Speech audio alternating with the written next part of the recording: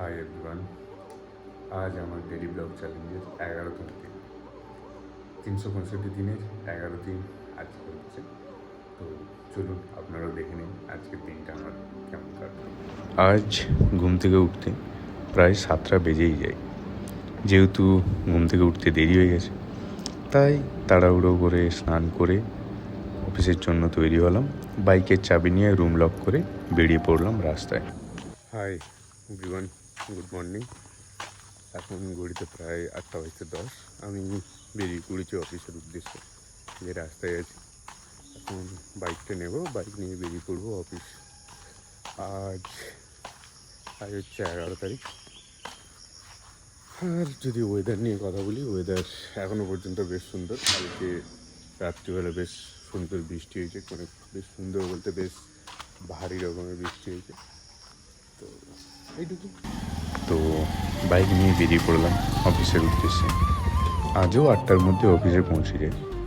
অফিসে পৌঁছে প্রথম কাজ ঠাকুরের কাছে প্রণাম, তারপর দিনের লড়াই। তারপর কিছুক্ষণ কাজ করে প্রায় 10:30 নাগাদ বেরিয়ে পড়লাম ব্রেকফাস্টের জন্য।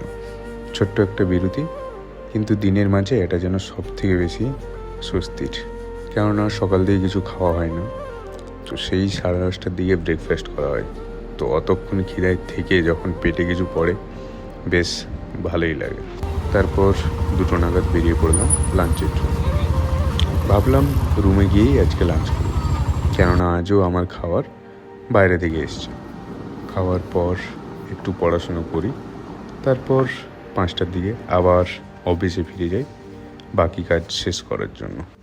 তারপর রাত 8টা নাগাদ অফিস থেকে বেরিয়ে প্রথমেই চলে যাই পেট্রোল পাম্পে, কেননা বাইকে তেল খুব একটা ছিল না, গাড়ি রিজার্ভে পড়ে গেছিলো।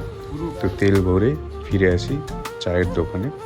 চায়ের দোকানে একটু চা, আড্ডা সব কিছু হয়ে তারপর রুমে ফিরে আসি প্রায় 10টা নাগাদ।